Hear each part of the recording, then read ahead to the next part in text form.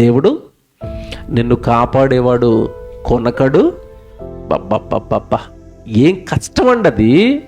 నీ వెనకాల ఉండాలి, కాపాడుకుంటూ ఉండాలి నిన్ను. నువ్వు ఏ లారీ కింద పడిపోతావో తెలీదు, ఏ బస్సు కిందకి వెళ్ళిపోతావో తెలీదు.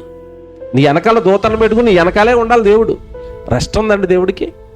ఒక పక్క నిన్ను కాపాడడానికి, ఒక పక్క ఎడతెరిపి లేకుండా ఈ విశ్వాన్ని నడిపించడానికి పరలోకంలో ఉన్న కన్న తండ్రి ఏం చేస్తున్నాడు చెప్పండి? కష్టం. దేవుని కష్టం మనిషికి తెలుసా? తెలిస్తేనండి నిజంగా దేవుడి కష్టం అర్థమైపోతానండి. నిజంగా చెప్తున్నాను కదండి, మీకు దేవుడి కష్టం అర్థమైపోతానండి దేవుడిని విడిచిపెట్టి బతకలేరండి.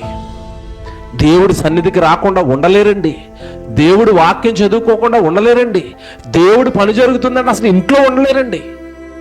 అమ్మో, నా తండ్రి అంత కష్టపడితే, నా తండ్రి సన్నిధట, నా తండ్రి మీటింగ్లట, నా తండ్రి సభలట, నా తండ్రి పనట, నేను వెళ్ళిపోతాను. నా కోసం ఎంత కష్టపడిన నా తండ్రి దగ్గర నేను వెళ్ళిపోతాను. దేవుడికి దూరంగా బ్రతకటం, దేవుడికి విరుద్ధంగా మాట్లాడటం, దేవుడికి విరుద్ధమైన పాప కార్యక్రమాలు చేయటం. మనం బాబు నేను నీచుడిని, టంగ్ స్లిప్ అయిపోయాను, నేను ఎప్పుడు అన్నండి కదండి. మనం చేసే పనులకి, మనం చేసే చేష్టలకి దేవుడు వస్తే మూతు కుట్టేస్తాడు మనది. తెల్లారు లేస్తే అబద్ధాలు, తెల్లవారు లేస్తే సినిమా పాటలు, తెల్లవారు లేస్తే బూతు జోకులు, తెల్లవారు లేస్తే ఆ సినిమా డైలాగులు అన్నీ నోట్లోనే ఉంటాయి. మూతు కుట్టాడు దేవుడు మంది.